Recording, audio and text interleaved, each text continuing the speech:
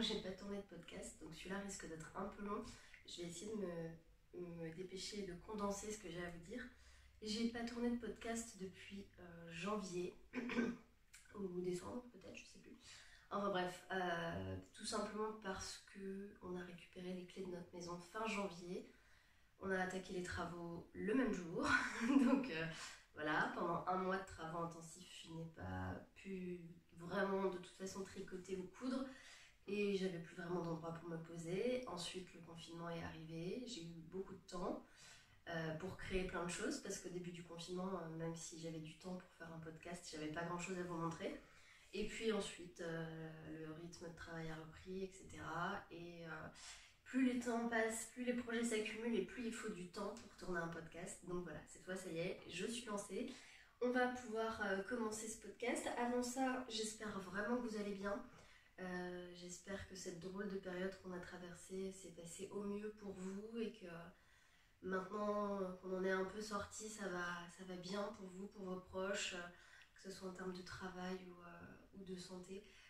En tout cas, moi, ce que j'en ai gardé, c'est que ça fait du bien de ralentir le rythme malgré tout et de prendre du temps pour soi. Et du coup, j'en ai pris et ça m'a permis de, en tout cas moi, à mon niveau, de reprendre un peu de plaisir à créer. Donc c'était pas si négatif que ça, quoi qu'il en soit. Et puis, comme je vous le disais, nous, on a emménagé dans notre maison le 6 mars, donc juste avant le confinement.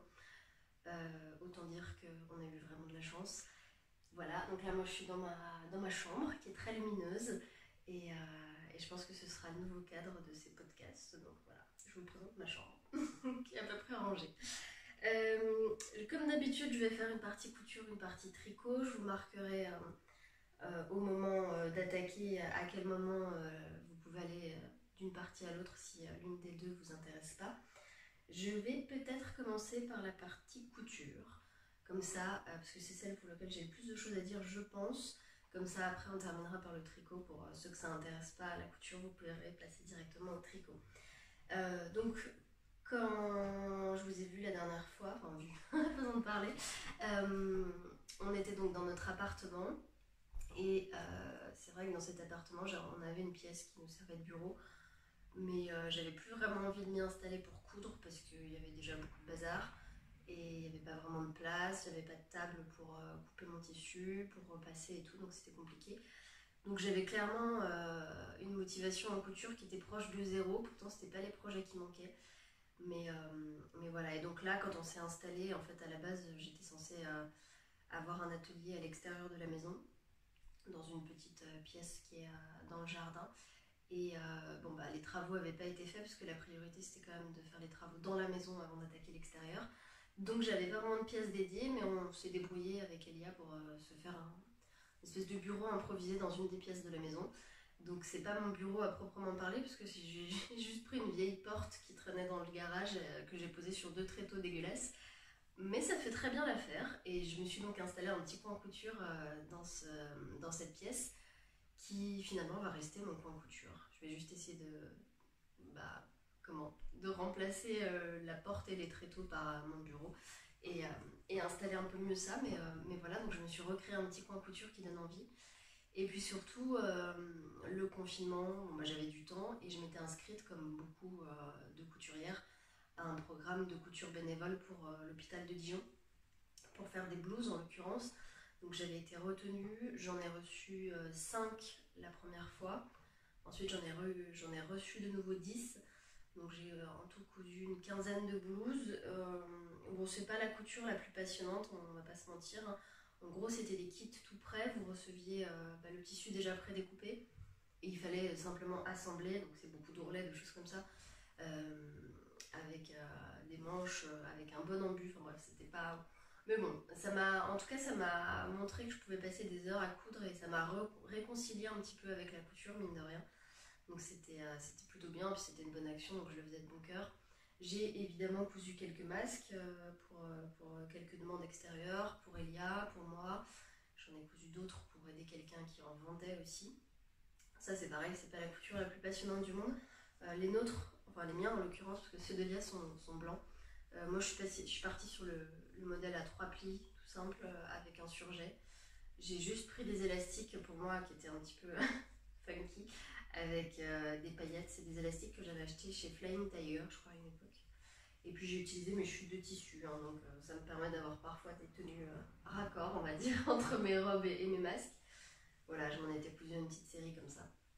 Bon, après, je vais pas vous faire un cours magistral sur les masques, je pense que Internet a été inondé de tutos et autres vidéos, donc voilà, mais en tout cas, moi je trouve que c'est un format qui est bien, le masque à 3 plis. Ça se coud rapidement et c'est plutôt pratique à porter. Donc en tout cas, la leçon à tirer de ces coutures de masques et de blouses, c'est que ça m'a remis le pied à l'étrier, donc ça c'était cool. Et du coup, pendant le confinement, j'ai achevé pas mal de projets qui étaient en cours et que j'avais pas eu le temps de faire, notamment une blouse Dorothy. J'ai pas pris le patron, il est resté en bas, mince. Blouse Dorothy de Slow Sunday Paris. C'est un patron que j'avais reçu après avoir gagné un concours sur Instagram il y a plus d'un an, je pense. Et je l'avais en fait il y a un an. Après avoir passé mon CAP, je crois, je m'étais motivée à le décalquer comme il faut, avec, enfin voilà, comme il faut faire pour un patron, c'est-à-dire pas à la main levée, avec un perroquet, une règle et tout. Et depuis, bah voilà, il s'était rien passé. Donc là, je me suis motivée à découper les pièces dans le tissu et à la coudre. Alors, elle est absolument pas repassée. Si vous voulez l'avoir portée, évidemment, c'est sur mon blog que ça se passe. Voilà, donc c'est une petite blouse à manches courtes. Moi, je suis partie sur la version manche courte pour pouvoir la porter au printemps. Petite manche blousante, là, bouffante plutôt. Un petit décolleté comme ça, plutôt mignon, qu'il faudrait repasser pour qu'il se mette bien, parce que c'est pas toujours le cas. Voilà, j'ai trouvé le patron plutôt bien conçu, tout s'emboîte très bien, les explications sont claires, le modèle taille bien. Moi j'ai fait un 40, je pense que j'aurais pu comme d'habitude faire un 38, ça m'aurait pas dérangé. Mais j'aime beaucoup ce modèle. Il existe du coup la version manche longue, je pense que je m'en ferai une pour cet hiver quand j'aurai trouvé un tissu qui me plaît. Et voilà, donc ça fait une petite blouse comme ça, plutôt mignonne. Le tissu, je sais pas si ça va bien rendre à la caméra, c'est un tissu que j'avais acheté au tout début quand j'ai commencé à coudre, donc ça fait au moins 10 ans peut-être qu'il traînait dans mon stock. C'était un coupon de 3 mètres, je m'étais déjà fait une robe il y a très très très longtemps, bien avant que j'ai un blog et tout. Et du coup voilà, donc j'ai fini le coupon avec cette blouse, je l'aime beaucoup ce tissu, c'est du coton, tout ce qu'il y a de plus bête. Et pour les boutons, j'avais puisé dans mon stock des petits boutons en forme de fleurs transparents. Voilà, donc j'ai beaucoup aimé coudre cette blouse, en plus j'aime bien parce que c'est plutôt bien pensé avec l'empiècement sur la patte de boutonnage, l'empiècement dos, non tout est intelligent. Il y a du challenge pour celles qui cousent depuis un petit moment parce que ça change un peu de ce qu'on a l'habitude de coudre. C'est pas forcément accessible pour les débutants, mais pour un niveau intermédiaire ce sera très bien, ou alors c'est un bon challenge pour se pousser un petit peu, sachant qu'il y a des pattes de boutonnage, mais il n'y a pas de colle comme une chemise classique, donc c'est quand même un peu moins compliqué à gérer je trouve. Donc voilà, donc je l'aime beaucoup, je ne l'ai pas beaucoup porté pour l'instant parce qu'en fait je n'ai plus vraiment de jeans qui me vont. Et le temps que j'en couse un, je vous en reparle après, pour l'instant je trouve que sur des jupes c'est pas très joli, c'est joli avec un jean. Donc voilà. Voilà pour les explications. Avant de coudre cette blouse Dorothy, je m'étais aussi motivée à coudre un patron qui pour le coup a été maintes et maintes fois cousu. C'est le Sweet Woot. Oui, je sais, le nom est bizarre. Le Sweet Woot de la Maison Victor. J'ai plus la référence du magazine, mais je le note évidemment dans la vidéo. C'est un sweat que j'ai déjà cousu 3-4 fois peut-être déjà. Donc c'était le 5e que je cousais pour Elia. Non, c'était le 4e, pardon. Celui-là, c'est le 4e. Donc c'est un sweat à capuche. Tout ce qu'il y a de plus classique, hein, on va dire. Donc voilà, celui-là je l'ai cousu dans un jersey bordeaux que j'avais acheté au coupon Saint-Pierre cet hiver lors d'un de mes passages à Paris. Pareil pour les bord-côtes, je les ai achetés sur le stand d'Icati, je crois, au salon création savoir-faire. Et la fermeture éclair, je ne sais plus, mais je crois que je l'avais acheté dans une boutique à Lyon. Voilà, vous savez tout. C'est un sweat, moi j'adore ce patron, il tourne super bien, il est facile à coudre, il est beau, je trouve, avec ses petites poches rapportées comme ça. Il n'y a pas d'embus, tout tombe très bien, les explications sont claires. Franchement, moi je l'adore ce sweat et je suis pas la seule du coup, parce qu'ils m'en réclament tout le temps. Donc voilà, comme maintenant quand je couds, vu que ça m'arrive moins souvent qu'avant, j'essaye de vraiment soigner les finitions pour essayer de rentabiliser mon apprentissage pendant le CAP. Donc je soigne les finitions, notamment les surpiqûres, j'en ai fait sur les épaules et tout. Et il me manquait juste en fait, il me manquait juste le cordon pour mettre dans la capuche, mais j'en ai recommandé donc ça devrait bientôt arriver. Donc voilà, ce petit sweat. Bah, celui-là, pour le coup, c'est vraiment le genre de couture. C'est un peu comme la robe Camille de Pauline Alice. C'est quand j'ai envie de coudre un truc simple et pas prise de tête, en général, je pars là-dessus. Donc, donc voilà, ça, c'est le premier truc que j'ai cousu pendant le confinement. Ensuite, il y a eu la blouse Dorothy. Après, il y a eu toute une série de blouses et de masques entre-temps. Et en fouillant un peu dans mes affaires de couture et de tricot, je me suis rendu compte aussi que j'avais une trousse pour aiguilles circulaires, une pochette à aiguilles circulaires que j'avais jamais finie. C'est un kit qui est vendu par la mercerie du Lièvre Blanc. Donc soit elle les vend déjà cousus, soit elle les vend en kit à coudre. Et en l'occurrence, moi j'avais un kit à coudre qu'elle m'avait donné, puisque je l'avais aidé à faire le patron, enfin pas le patron, le tutoriel du kit. Et du coup, je me suis motivée à la finir. Donc voilà, ça ressemble à ça à l'intérieur. Donc on a une petite poche sur le côté pour ranger les accessoires, des petites poches pour les câbles et toute une série d'emplacements pour ranger les aiguilles. Ça se referme comme ça en fait, non, comme ça, comme ça, comme ça et comme ça. Voilà. Et c'est plutôt pratique. Du coup, c'était des tissus. Ça, c'est Riffle Paper avec Cotton Steel. Et ça, c'est du Liberty. Voilà. Et ça, c'est pareil. J'avais commencé à la coudre il y a peut-être un an. Et je l'avais jamais terminée. Donc, ça faisait partie des projets qu'il fallait absolument finir. Et, et j'en suis plutôt contente parce que c'est quand même bien pratique pour ranger les aiguilles circulaires. Entre-temps, j'avais l'anniversaire d'une amie qui tombait pendant le confinement et comme je ne pouvais pas lui acheter de cadeau, je lui en ai cousu une que j'ai patronnée moi-même à partir de mix de plusieurs patrons de pochettes pour répondre moi à mes besoins, je trouve, enfin pour répondre mieux à mes besoins en termes de pochettes. Évidemment, je l'ai offerte depuis, donc je ne peux pas vous la montrer. Par contre, moi, je vais m'en refaire une là bientôt dans les jours qui viennent. Du coup, je vous la montrerai dans le prochain podcast. Voilà. Et si ça vous plaît, je pourrais peut-être essayer de vous la patronner. Je m'avance un peu là-dessus. Donc voilà, ça faisait partie des petits projets couture qui traînaient depuis des mois et que je repoussais loin. Et pareil, en fouillant un peu dans les cartons à un moment donné, en rangeant, je suis retombée sur un sac entier de choses que j'avais mis de côté pour soit pour les réparer, soit pour les coudre, les découdre, enfin bref. Donc j'ai fait pas mal de rapiessage sur des chemises qui étaient trouées, des choses comme ça, donc ça c'est pas passionnant.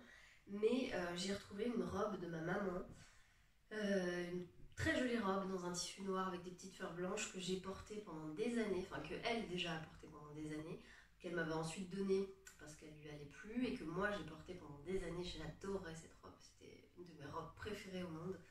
Et en fait, je l'avais mise de côté parce que je m'étais rendu compte qu'elle était complètement trouée. Et là, en la ressortant, je me suis même dit non, mais là, on n'est plus sur quelques trous, c'est absolument pas réparable. J'en ferai un article sur le blog, hein, donc je vous montrerai les photos de cette fameuse robe. On était carrément sur des trous énormes de mites. En fait, je pense qu'elle avait été bouffée par les mites. Donc, c'était juste pas possible. Donc, je me suis dit bon, qu'est-ce que je fais? Je peux pas la réparer, donc je vais la découdre entièrement et je vais la repatronner. Et c'est ce que j'ai fait. Et du coup, je suis plutôt contente parce que ça a l'air assez vite, je trouve, pour une fois, quand je fais un truc en couture. Et je l'ai recousu. Et pour la coudre, en fait, je suis partie d'un drap que j'avais récupéré quand on a vidé l'appartement de mes grands-parents après le décès de mon grand-père. J'ai récupéré pas mal de draps qui étaient jolis en me disant tiens, ça un jour je pourrais en faire quelque chose en couture. Et celui-là, en l'occurrence, c'est le cas. Et pendant que je cousais, en fait, ça sent comme chez eux, donc ça me fait plaisir et ça me rend triste à la fois. Mais voilà. Et donc, je trouve que j'aime bien le combo à la fois de perpétuer cette robe qui était à ma mère et qui a beaucoup de symbolique aussi pour moi et qui, du coup, n'est pas morte, mais a retrouvé une nouvelle vie, on va dire. Parce que j'aurais pu très bien l'acheter, et voilà, mais en fait, j'ai préféré la repatronner. Et en plus, avec un drap qui vient de chez mes grands-parents, donc il y a double signification pour cette robe que j'aime beaucoup. Donc ça ressemble à ça. Voilà, c'est une petite robe avec évidemment une jupe qui tourne, un petit haut sans manche avec une patte de boutonnage sur le devant, et derrière, il n'est pas fait, mais en gros il y a un petit nœud, voilà, pour resserrer la jupe et la cintrée. Donc j'aime énormément le résultat, je suis vraiment contente de moi. En toute modestie bien sûr, je vois qu'il y a une tache déjà. Oh, non ça va. Sur le modèle initial c'était des coutures anglaises, donc j'ai conservé le système pour cette robe là. Je suis pas sûre que ce soit très pertinent, mais bon après ça fait des très belles finitions pour le coup. J'ai tout surpiqué aussi sur l'endroit. Je pense que quand je la referai, j'essaierai de la faire en surjetant pour gagner du temps déjà, puis gagner un... Là ça va parce que le coton est pas très épais, mais ça peut vite faire des épaisseurs quand même, notamment au niveau de l'ourlet. Et puis pour la propreté du haut, en fait, je savais pas comment faire parce que j'ai toujours des problèmes avec les trucs sans manches. Savoir comment faire de belles propretés. Le biais, moi je suis pas hyper à l'aise, hyper fan. Doublé, je trouve que l'été c'est dommage parce que ça fait des robes qui sont hyper lourdes à porter. Et en fait, c'est Fanny de 13 Coquelicot qui est une amie et qui m'a parlé dans un de nos groupes qu'on a entre copines là, de la bande de propreté. Et en fait, je suis partie là-dessus. Alors en fait, j'avais déjà découpé du biais dans le tissu, j'avais fait 4 mètres de biais, je crois, en 5 cm de largeur. Donc j'ai pas voulu refaire en plus petit, mais bon, il faudrait que ce soit un peu plus fin, on va dire, parce que là c'était un peu épais. Donc je suis partie sur des bandes de propreté pour le col et pour les manches. Et je suis plutôt contente du résultat, je trouve que c'est propre, c'est joli.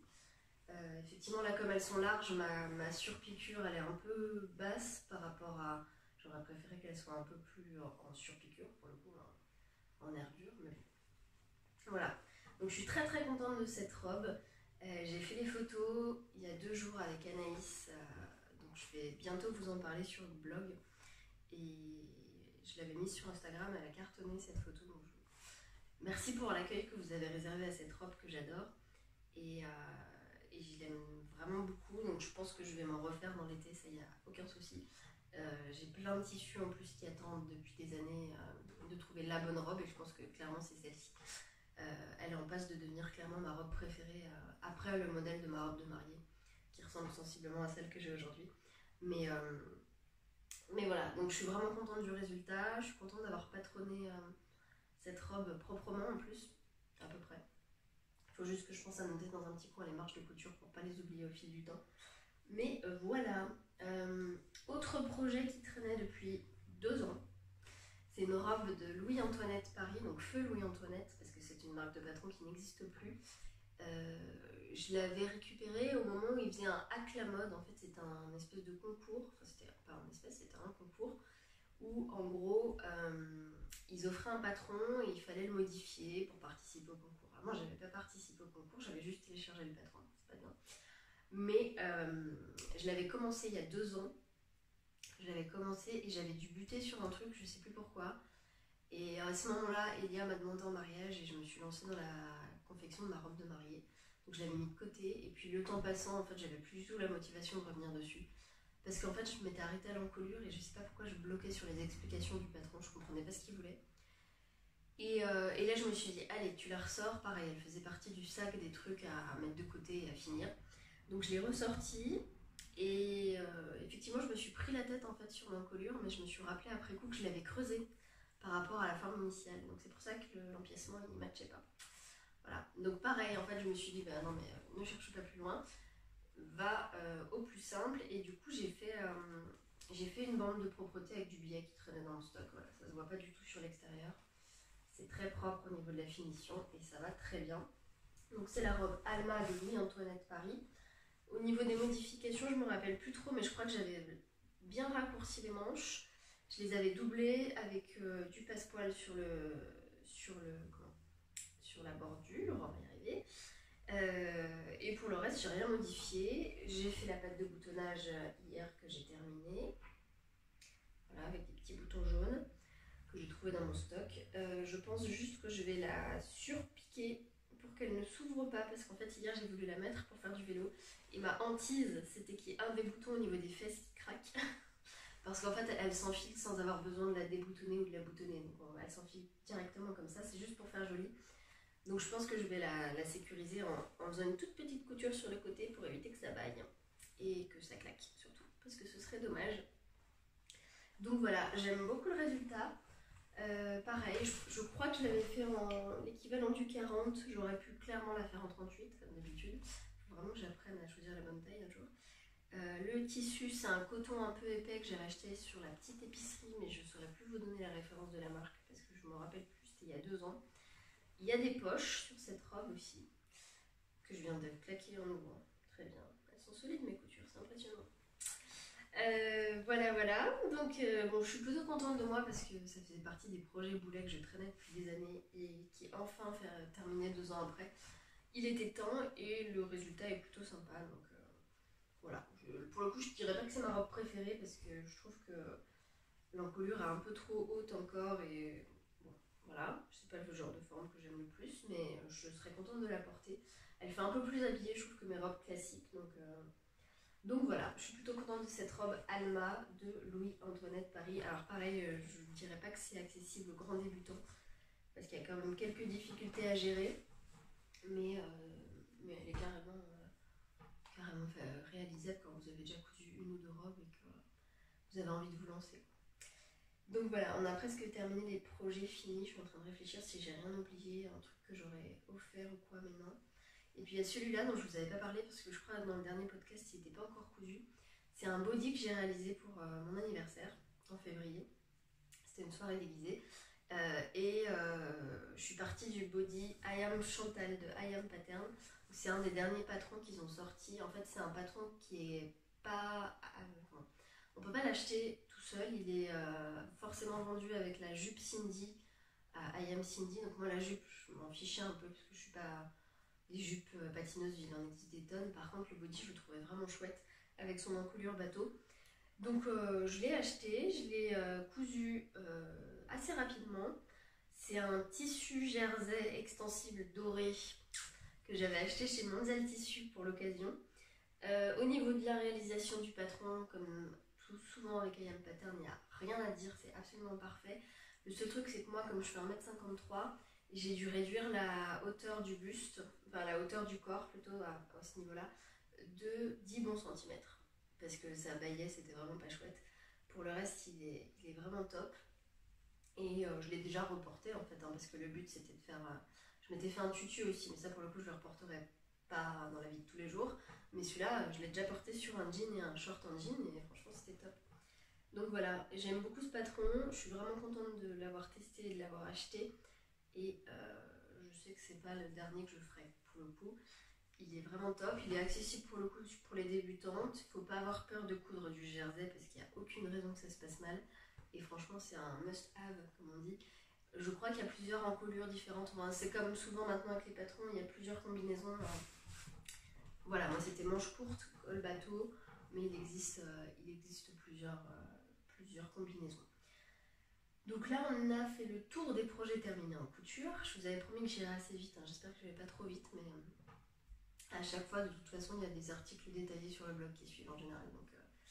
Donc voilà, pendant le confinement, je me suis prise d'une frénésie de couture, comme je vous l'ai dit. Donc je me suis racheté des tissus. J'ai notamment fait une grosse commande de jersey chez tissu.net. J'ai acheté du jersey gris, par exemple, pour me faire un body et ou une petite robe un peu comme celle que j'ai là, c'est-à-dire une forme toute simple avec une jupe ceinturée. Voilà, tout bête. Donc ça c'est pareil, je pense que je me patronnerai moi-même à partir de ma base de robe de mariée. Sauf qu'au lieu de mettre une fermeture sur le côté, j'élastiquerai la ceinture et je ferai une bande de propreté sur le dessus. Donc j'ai acheté du jersey gris, tout ce qu'il y a de plus bête, basique on va dire. J'ai acheté un petit jersey pour le coup qui est un petit peu transparent et beaucoup plus doux et plus fluide avec des petites rayures. Bon, à la base je l'avais pris rouge, mais je crois bien que c'est rose, hein, en fait, c'est rose foncé. Ça c'est pareil, c'est pour m'en faire une robe et si m'en reste assez, je me ferai un t-shirt ou un body. J'aime beaucoup, j'y suis allée à chaque fois par 1m50 ou 2m. Un très beau jersey, pareil, un peu plus épais cette fois, rouge, pour me faire clairement une robe. Cette fois, j'aimerais bien refaire une robe Aldaïa de Pauline Alice. parce que moi j'en avais fait une en jersey Milano qui est un tissu assez épais. Je l'aime beaucoup, mais je la porte principalement en hiver parce que l'été elle est chaude. Et j'aime beaucoup le modèle pour le coup, avec il y a des pinces, des empiècements et tout. Donc je pense que je vais m'en refaire une avec ce tissu-là.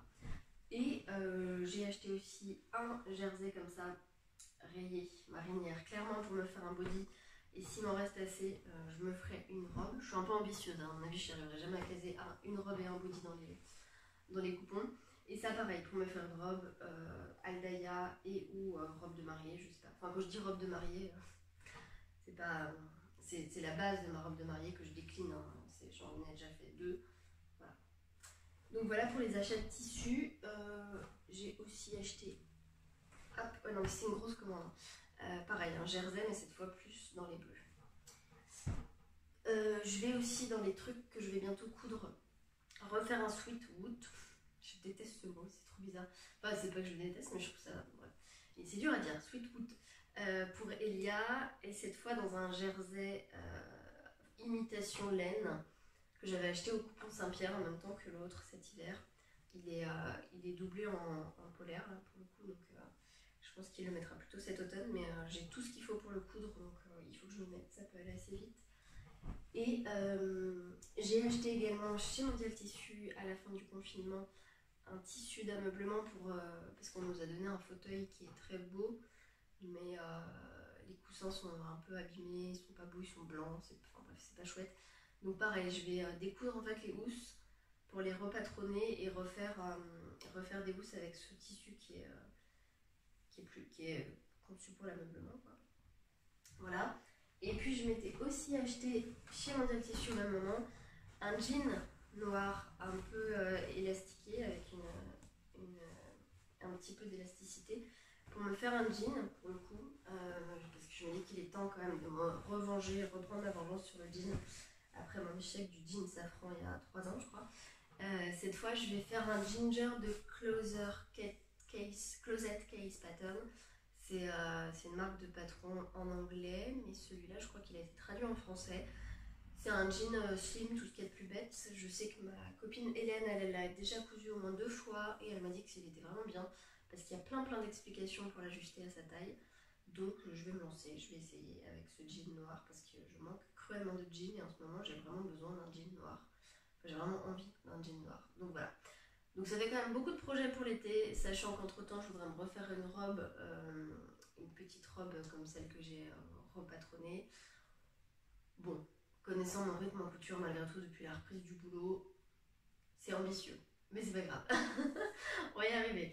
Donc voilà pour la partie couture, qui était quand même une bonne grosse partie couture. Je pense que j'aurai quand même quelques petites choses à vous montrer dans le prochain podcast malgré tout. Voilà, du coup en tricot, j'ai quand même évidemment beaucoup tricoté pendant le confinement. Avant que j'oublie, j'ai notamment tricoté un gilet pour mon neveu qui est né pendant le confinement. C'est le gilet Karl de Petite Knit que j'avais déjà tricoté l'année dernière. Je l'ai depuis offert évidemment, donc je peux pas le vous montrer. Si j'y arrive, je vais essayer de vous incruster une photo par là, je sais pas où. Je vous promets rien parce que je suis un peu une quiche en montage vidéo. Mais vous pourrez le retrouver sur mon compte Instagram, j'en avais fait des publications. J'ai pas fait d'article sur le blog parce que pour le coup je l'avais déjà fait il y a 1 an et j'ai rien de plus à redire. Mais voilà, c'est un patron que j'adore, Karl's Cardigan de Petite Knit. C'est un patron pour enfants qui va du 3 mois au 4 ans, je crois.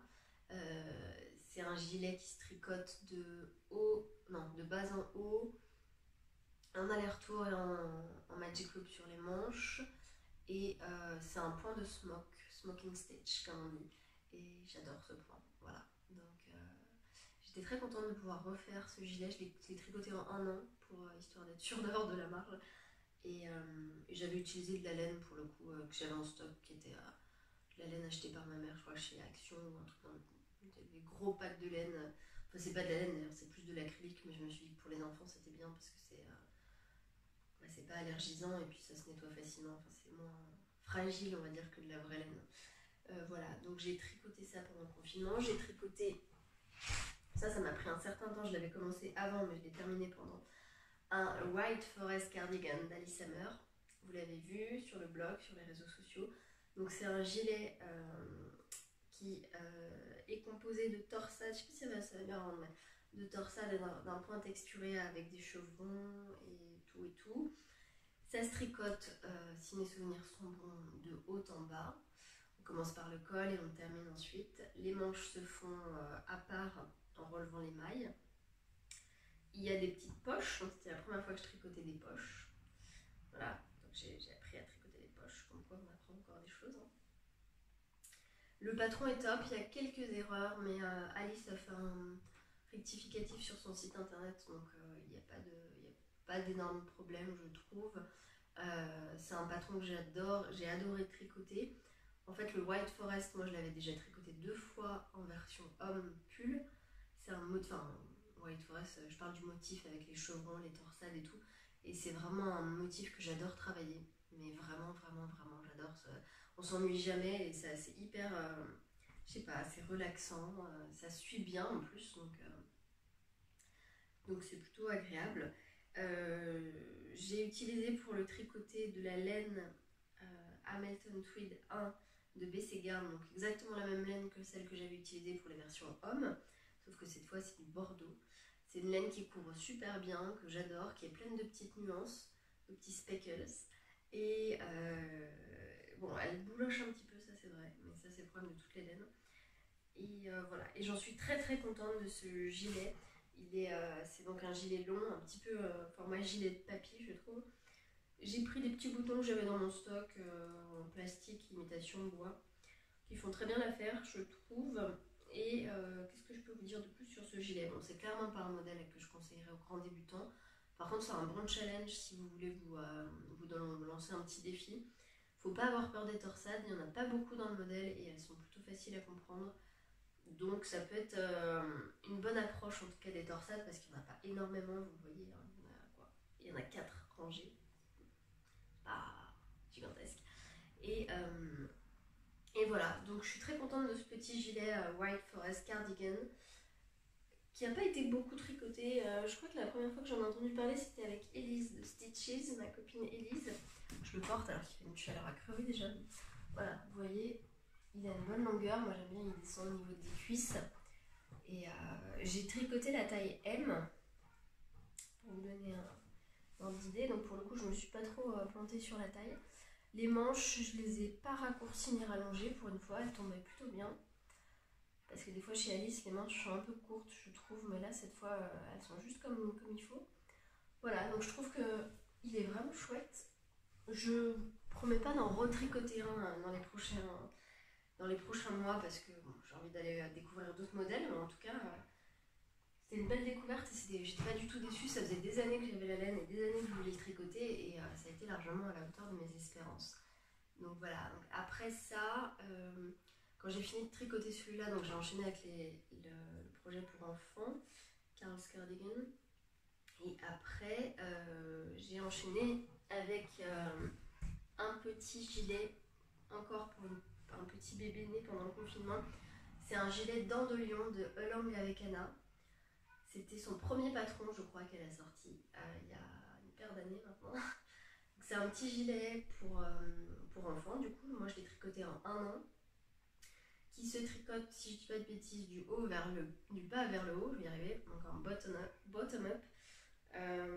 Avec un motif qu'on appelle donc dandelion qui est en fait un motif pissenlit, enfin un point pissenlit qui se retrouve aussi bien sur le devant que sur le dos. C'est assez facile à comprendre hein, la façon de procéder, il est plutôt agréable à tricoter, ça se tricote vite, c'est bien pensé. C'était la première fois que je faisais un patron de Anna qui est d'ailleurs une petite douceur de personne que j'adore et que j'embrasse au passage si elle regarde ce podcast. Et je suis vraiment contente parce que effectivement c'était largement à la hauteur de mes attentes aussi vis-à-vis d'elle. C'est-à-dire que c'est un patron qui est fluide, qui est facile à suivre, il n'y a pas de difficulté, tout est bien détaillé, tout est bien expliqué.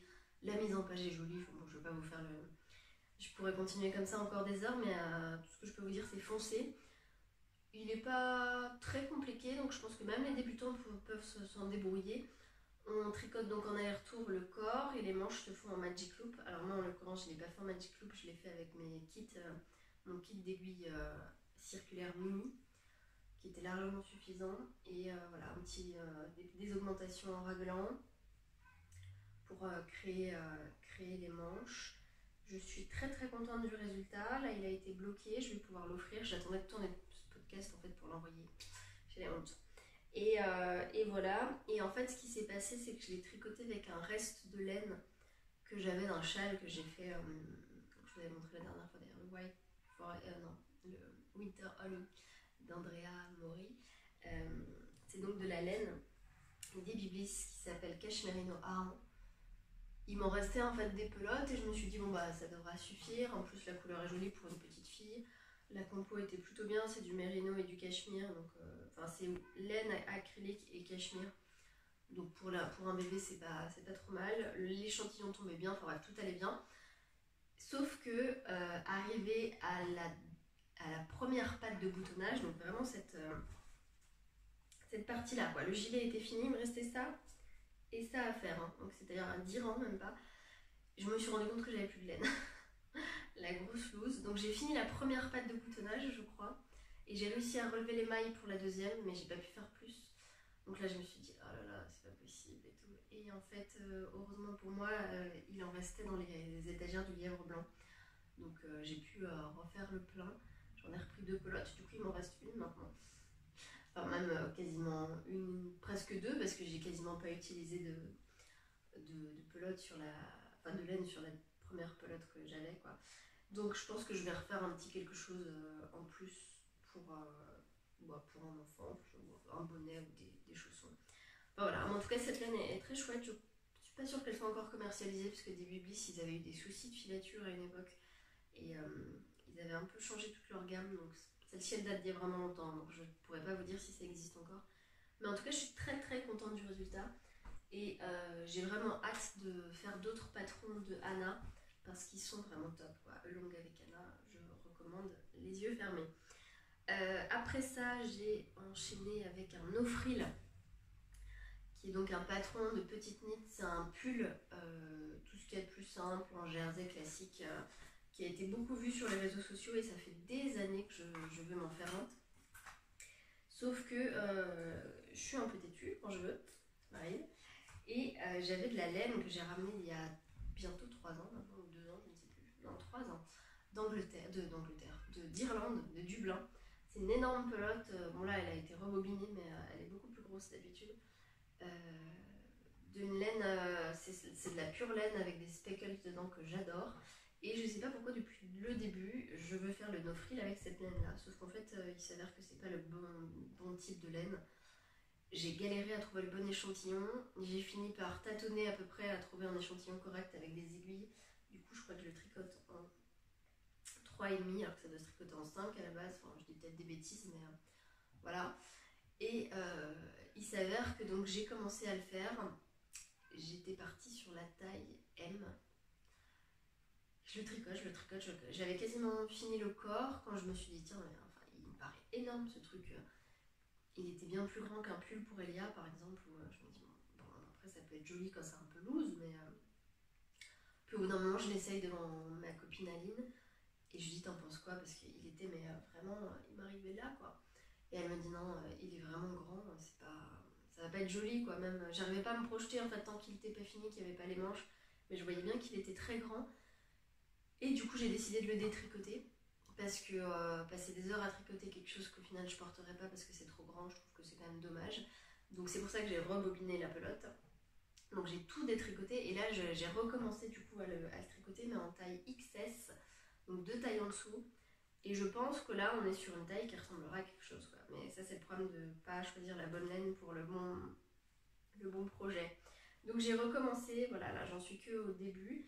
Ça se tricote donc du haut vers le bas, on commence par l'encolure, on fait ensuite une augmentation avec des rangs raccourcis pour créer l'encolure et les épaules. Et après c'est une série d'augmentations en raglan pour créer les emmanchures.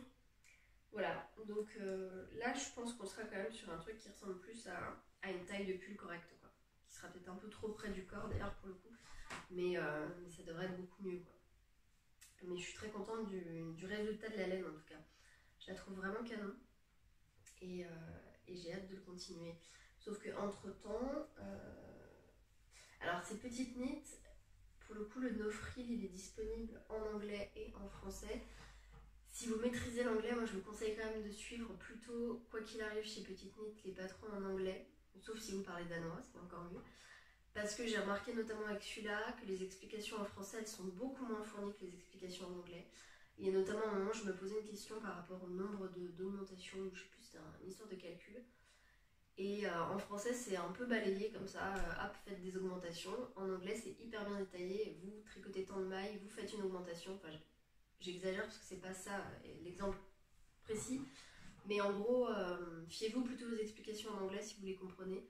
Elles sont beaucoup plus fournies que les explications en français. Mais ça c'est typique en général du langage tricot français-anglais. C'est qu'en tricot, moi, en tout cas pour moi, je trouve ça beaucoup plus logique et beaucoup plus détaillé, beaucoup plus simple à comprendre que les explications en français.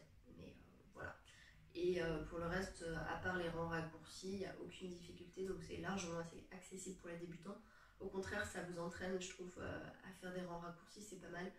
Pour le coup, voilà, c'était là-dessus que j'avais bugué, je crois, dans les explications. Mais c'est plutôt bien expliqué. Et puis il a été tellement fait par tout le monde que même si vous avez un souci, il suffit de demander à quelqu'un qui l'a déjà tricoté. Généralement, la personne vous répondra sans problème. Donc ça, c'est mon projet en cours du moment, que j'ai commencé fin mai, que j'ai mis de côté parce qu'entre-temps, j'ai une amie, Aline, qui tricotait un patron, et en regardant un peu le truc, je me suis dit tiens, en fait c'est sympa, moi aussi je vais m'en faire un. C'est un petit t-shirt en coton qui s'appelle Novak. C'est un modèle d'Alice Hammer qui est un peu passé à l'oubli parce qu'il n'a pas été beaucoup tricoté non plus. Ça date d'il y a quelques années quand même. C'est un gilet, c'est un pull à manches courtes qui se tricote donc en coton. Ça se tricote donc pareil du haut vers le bas. On commence par l'encolure. On fait des augmentations en raglan, c'est ça. Et après on tricote les manches qu'on reprend. Voilà, ça se tricote assez vite, c'est plutôt sympa à faire. Je me demande s'il n'y a pas des rangs raccourcis quand même. Je sais plus. Bref, peu importe, j'ai déjà oublié. C'est plutôt sympa. Il faut que je le bloque parce qu'il n'a pas été lavé depuis. Je suis partie sur la taille SM. Et je suis plutôt contente du résultat. C'est vrai qu'au départ, moi, les tricots d'été, j'étais un peu perplexe. Je me disais, bon, je vois pas trop l'intérêt. Pour moi, un tricot, c'est un pull en laine qu'on porte l'hiver quand il fait chaud. Et en fait, de l'avoir tricoté ça et me dire, tiens, le modèle a l'air sympa, ça va être chouette. Ça m'a un peu réconciliée avec les patrons de tricot en coton. J'ai découvert pas mal de modèles qui avaient l'air cool, des débardeurs, des petits t-shirts et tout. Et en fait, il y a des trucs vraiment sympas. Donc je suis bien contente d'avoir franchi le pas avec ce petit t-shirt que j'ai déjà porté et qui est plutôt sympa sur un jean, sur un short en jean notamment. Et en fait ce qui m'a décidé c'est qu'il y a quelques années dans un vide-grenier, j'avais acheté du coton de la marque Rowan. En fait il y avait quelqu'un qui vendait des lots. J'en avais acheté 2 différents, donc il y avait 7 couleurs et une couleur bleue qui est plutôt un mélange de coton et de lin. Celui-là c'est 100% coton. Et il s'avère que quand on a parlé de ce modèle-là avec Aline, je me suis dit tiens, je vais aller voir ce que ça donne, j'avais en souvenir ça. Et ça a tombé parfaitement au niveau de l'échantillon, de la composition et tout, donc c'était parfait, providentiel. Donc c'est du coton Rowan, couleur, j'ai envie de dire couleur brique, pour le coup. C'est plutôt agréable à travailler, la qualité est vraiment chouette. Et j'avais juste ce qu'il fallait de pelote, je crois qu'il m'en reste 2. Donc comme quoi, il n'en fallait pas beaucoup plus quoi. Donc je suis très très contente. Et au niveau de la qualité, bon, il faudrait que je le bloque pour voir parce que là pour l'instant il est vraiment doux, il est agréable à porter, il n'est pas trop chaud. Donc voilà, c'est plutôt sympa. Et je l'ai terminé assez rapidement. Donc voilà, donc j'ai repris depuis mon no-frill qui avait été mis en pause, et dans les prochains projets tricot, pour l'instant je vous avoue j'ai pas trop réfléchi. Je vais finir le no-frill et on verra après. Cet été, pendant nos vacances, j'aimerais bien me mettre au crochet, donc je pense que je vais pas lancer de gros projets tricot après ça. Je vais me lancer sur un châle ou un truc simple, et je vais surtout essayer de me mettre vraiment au crochet parce que j'ai vraiment envie de m'y mettre et d'apprendre à faire des petits personnages en crochet.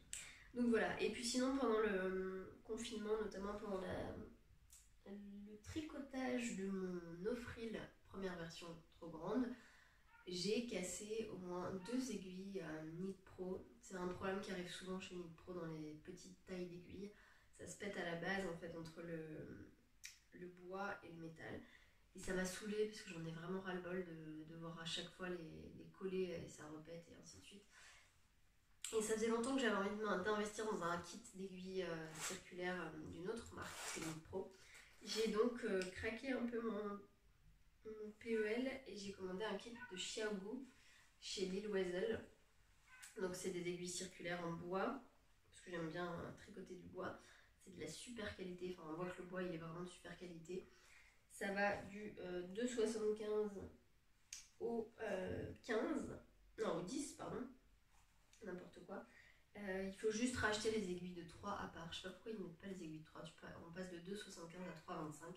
Donc j'ai racheté à part les aiguilles de 3. Je suis hyper contente de la qualité de ce kit. En plus, il est compatible avec mon kit de mini aiguilles circulaires Xiaogu en métal. Donc c'est super parce qu'on n'a pas à changer de câble.